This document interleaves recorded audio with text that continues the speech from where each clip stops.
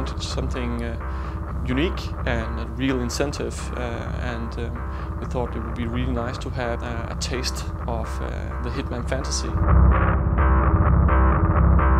Basically, we were discussing a lot how to make an interesting pre-order incentive for Absolution.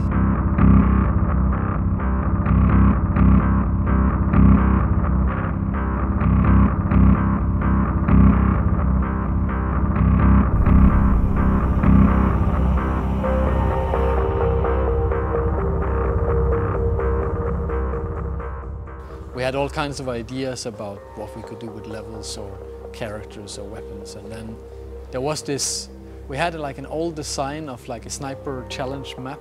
It was not meant to be a part of Hitman Absolution. It was not meant to be anything other than just fun for the company. And it was actually so fun that the rest of the house started playing it, you know, without really being prompted to do so. And that told us we had something that was a little bit out of the ordinary. And we figured at some point that this might actually be a map that we can use for the game. We knew that the fun factor was quite high, so we just needed to look into how do we implement this into being in the Hitman fantasy.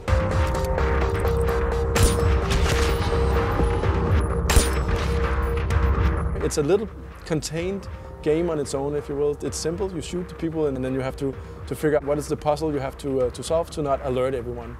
And we actually took that whole concept and said, okay, if we're to do this as a product, how would that then be? And that turned into the Sniper Challenge.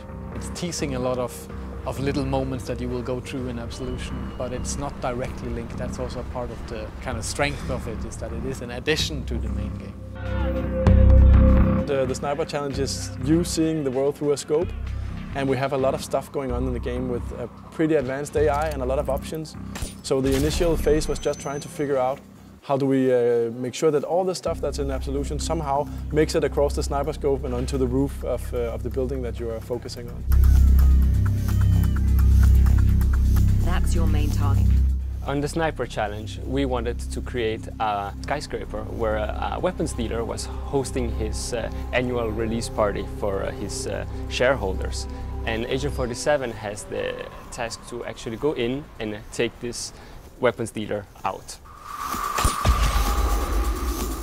And to do this, we had to create a gameplay field where the player could explore different possibilities of fanciful kills and not getting discovered at the same time.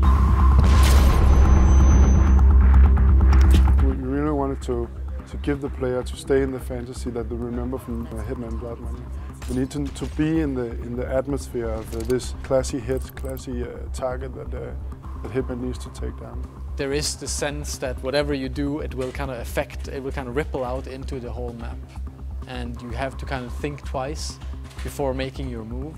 One of the moments I like best in the Sniper Challenge is actually something that came in fairly late, which is the elevator challenge we did, where you can distract the guard and then shoot a fuse box.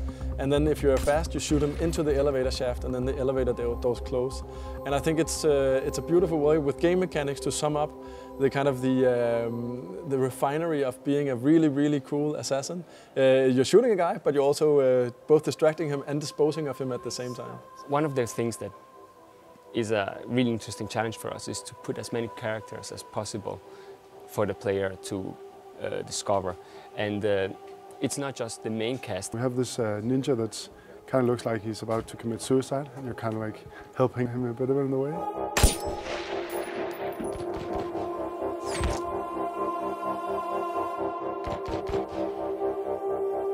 We really wanted to create a buzz with the Sniper Challenge, and what we really thought is that, okay, we do a few leaderboards. As I said, originally this started in-house, right, where people actually just started playing it for fun, and they also started competing on the leaderboard to figure out the most creative way to go about the mission.